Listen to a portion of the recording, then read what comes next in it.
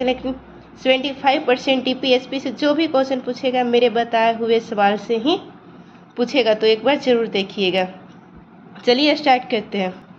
73वें संविधान संशोधन अधिनियम द्वारा भारतीय संविधान में कौन सी अनुसूची जोड़ी गई? तो 11वीं अनुसूची। भारत के संविधान के किस अनुसूचियों का मिलान उसके विषय के साथ गलत आ गया है? तो इसका होगा आंसर हो जाएगा दूसरी अनुसूची।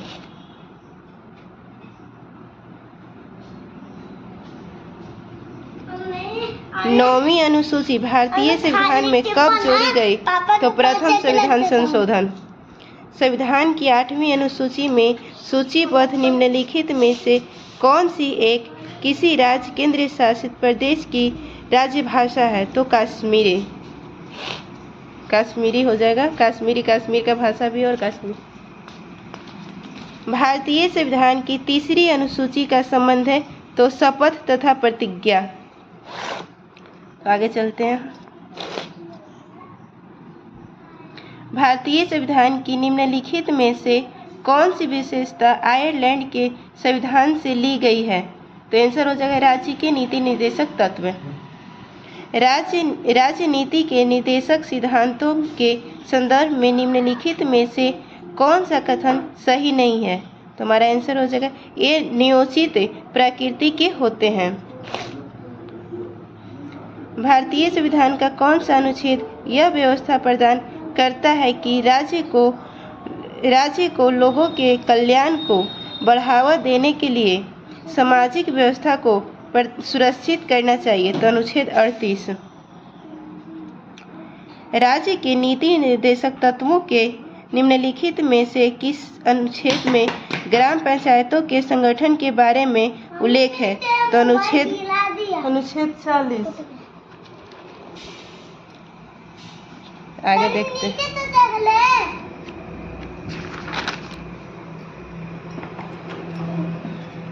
तो चलिए आगे देखते हैं। तथा वनों और वन्य जीवों की सुरक्षा प्रदान करता है? तो अनुच्छेद 48। भारतीय संविधान के किस अनुच्छेद में अनुसूचित जातियों, अनुसूचित जनजातियों और अन्य कमजोर वर्गों के शैक्षिक और आर्थिक हितों को बढ़ावा देने के बारे में उल्लेख है? तो आंसर हो जाएगा अनुच्छेद 46। राज्य के नीति निर्देशक तत्व संविधान की आत्मा है जो संविधान के सामाजिक दर्शन को समाविष्ट करते हैं। उपयुक्त कथन कहा गया था? तो ग्रेनविल ऑस्टिन द्वारा। आंसर हो जाएगा ग्रेनविल ऑस्टिन द्वारा। भारत में न्यायपालिका का कार्यपालिका से पृथक किससे विदेशित है? तो आंसर हो जाएगा राज्य के नीति निर्देशक तत्व द्वारा। हम आगे देखते हैं। भारत के संविधान में अंतर्राष्ट्रीय शांति और सुरक्षा की अभिवृद्धि का कहाँ उल्लेख है? तो राज्य के नीति के निर्देशक तत्व में। निम्नलिखित में से किसने नीति निर्देशक सिद्धांतों को बैंक की सुविधा अनुसार दे उत्तर दिनांकित चेक कहा? तो इसका आंसर हो जाएगा केटी शाह।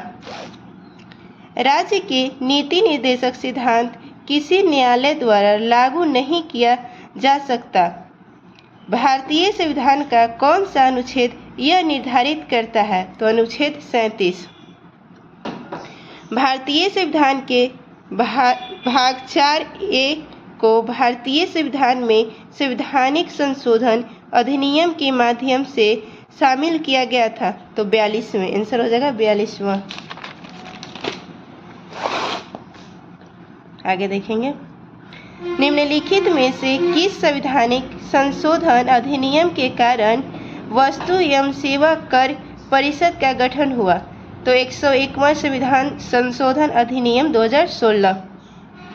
भारतीय संविधान के किस संशोधन ने संपत्ति के अधिकार को मौलिक अधिकारों की सूची से हटा दिया? तो 44वें संशोधन। भारत के संविधान के निम्नलिखित में से किस संशोधन अधिनियम ने रियासतों के पूर्व शासकों के प्रेवी पर्स और विशेषाधिकार को समाप्त कर दिया।